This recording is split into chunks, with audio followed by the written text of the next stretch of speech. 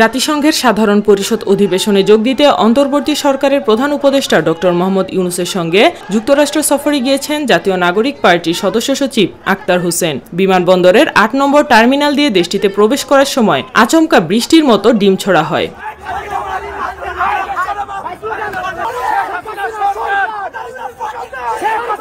ঘটনাটি ঘটেছে ২৩ সেপ্টেম্বর স্থানীয় সময় রাত ১টার দিকে। এনসিপি সদস্য সচিব আক্তার হোসেনকে লক্ষ্য করে চালানো হয় এ হামলা। এ সময় দলটির যুগ্ম আহ্বায়ক ডাক্তার তাসনিম জারাও হেনস্থার শিকার হন। এই হামলার পর এক বিবৃতিতে আক্তার বলেন, আমরা সেই প্রজন্ম যারা হাসিনার গুলির সামনে দাঁড়াতে ভয় পাই না। কারো ভাঙা ডিমে আমাদের কিছু আসে যায় না। আমরা সেই প্রজন্ম যারা হাসিনার গুলির সামনে দাঁড়াতে আমরা ভয় পাই নাই। অতএব কারো ভাঙ্গা ডিমে আমাদের কিছু যায় আসে না। বরং এই ঘটনার মধ্য দিয়ে আবারও প্রমাণিত হয়েছে যে আওয়ামী লীগ একটি সন্ত্রাসী সংগঠন।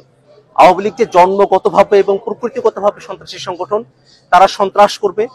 তারা বাংলাদেশের মানুষ যারা স্বাধীনতাকামী আছে, বাংলাদেশপন্থী মানুষেরা আছেন, যারা জুলাই অভ্যুত্থানের পক্ষে শক্তি আছেন, তাদের উপরে তারা হামলে পড়বে।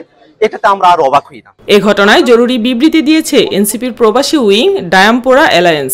এতে বলা হয়েছে, আমরা গভীর উদ্বেগ ও ক্ষোভের সাথে জানাচ্ছি যে সরকারি আমন্ত্রণে ডক্টর মোহাম্মদ ইউনূসের সাথে যুক্তরাষ্ট্র সফরে অংশগ্রহণকারী জাতীয় নাগরিক পার্টির নেতা আক্তার হোসেন ও ডাক্তার তাসনিম জারার উপর বাংলাদেশ আওয়ামী লীগের সমর্থক সন্ত্রাসীরা নেক্কারজনক হামলা চালিয়েছে। এই ঘটনা শুধু রাজনৈতিক সহিংসতার বহিঃপ্রকাশ নয়, বরং রাষ্ট্রের কূটনৈতিক মর্যাদা ও নিরাপত্তা ব্যবস্থার চরম ব্যর্থতার উদাহরণ।